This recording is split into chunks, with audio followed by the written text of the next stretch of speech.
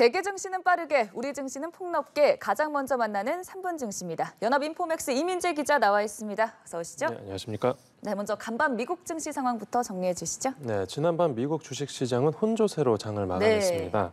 이 종가를 살펴보면 우량주를 모아놓은 다우지수는 전 거래일보다 0.12% 오른 39,807.37포인트를 기록해 4만 선을 목전에 뒀습니다.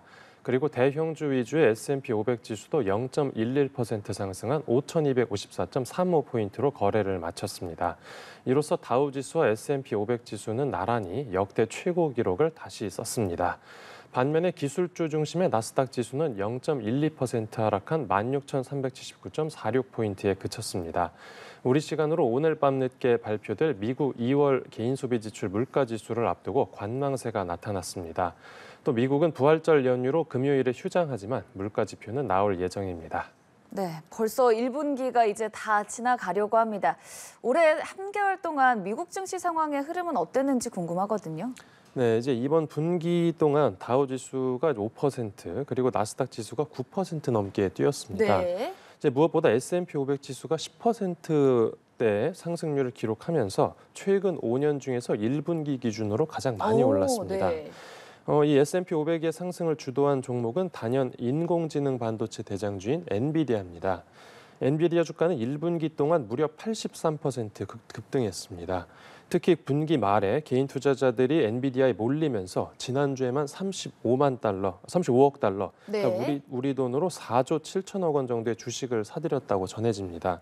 여기에 더해서 미국 연방준비제도가 올해 기준금리 인하를 시작할 거라는 기대감도 증시 전반을 지지했다고 보입니다. 간밤에 나온 경제지표는 좀 어땠습니까?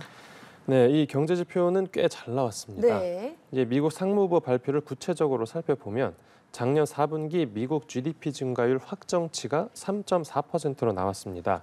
이 지난달 발표된 잠정치에서 0.2%포인트 올라간 수준인데요. 상무부는 GDP를 세 차례로 나눠서 발표해 이 정확성을 기합니다. 그러니까 이 미국의 작년 연말 경제가 예상했던 것보다 더 좋았다는 얘기입니다. 그리고 이렇게 GDP가 상향 조정된 데는 이 강한 소비가 한몫했다는 분석도 나옵니다. 또 고용 상황도 나쁘지 않았는데요. 지난주 신규 실업수당 청구 건수가 한 주 전보다 2천 건 줄었고 또 월가 전망치보다도 소폭 적었습니다. 네. 사실 그동안 미증시가 올랐던 데는 기술주들도 크게 좀 힘을 보탰었는데 간밤에는 어땠습니까? 네, 빅7 대형 기술주들은 이제 지난밤에 혼조세를 보였습니다. 네. 엔비디아와 알파벳 그리고 아마존만 소폭 오르고 나머지 4개 종목은 내렸습니다. 특히 테슬라가 2% 넘게 하락해서 상대적으로 큰 낙폭을 보였는데요. 중국의 샤오미가 4천만 원짜리 전기차를 내놓으면서 전기차 가격 경쟁이 심화할 거란 우려가 커졌습니다. 이제 분기 기준으로 보면 간밤 약세를 포함해서 1분기 동안 테슬라 주가가 30% 가까이 폭락했습니다. 자, 그러면 국내 증시 상황도 짚어보겠습니다. 어제 코스피는 어땠습니까? 네, 어제 코스피는 약세로 장을 마쳤습니다. 이제 그저께부터 이어진 이틀 연속 하락인데요. 네, 지수는 전날보다 0.34% 내린 2,745.82포인트로 집계됐습니다. 외국인이 700억 원, 그리고 개인이 600억 원가량 사들였지만 기관이 2천억 원 넘게 팔면서 지수를 끌어내렸습니다. 미국 물가지표 발표를 앞두고 경계감도 나타났습니다. 저희가 요 며칠 삼성전자 얘기를 많이 했었는데 8만 전자를 돌파했네요. 네, 드디어 삼성전자가 이제 2년 3개월 만에 다시 8만 전자에 등극했습니다. 이제 마감가는 전장 대비 1.25% 오른 8만 800원을 기록했고요. 그 배경을 살펴보면 다음 달 1분기 실적 발표에서 반도체 부문이 흑자 전환할 거란 기대감이 커졌습니다. 또 외국인도 이제 8거래일 연속 삼성전자를 매수했고 기관도 3일 연속으로 주식을 사들였습니다.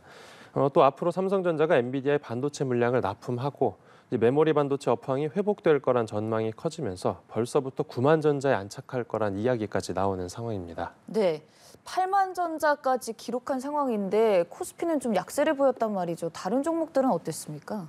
네, 이 시가총액 상위 종목 가운데서 삼성전자를 뺀 나머지가 대부분 약한 모습을 보였습니다. 네. SK하이닉스와 LG에너지솔루션 그리고 기아, 포스코홀딩스가 2% 가까이 내렸고요. 현대차도 3% 가까이 떨어졌습니다. 네, 그밖에 특이 종목으로는 한미사이언스가 있었는데 주가가 9% 넘게 뛰었습니다. 그러니까 경영권 분쟁을 겪고 있었는데 이 분쟁이 장 장차남 연합인 한미약품 사장 측의 승리로 마무리되면서 투자 심리를 자극했다고 보입니다. 네, 그렇다면 오늘 코스피는 어떨지 좀 전망을 해주신다면요. 네, 이 투자자들은 미국의 물가지표 결과를 기다리면서 방향성을 탐색할 것으로 보입니다. 이제 미국의 올해 금리 인하 시기와 횟수에 대한 실마리를 제공하는 중요한 지표입니다.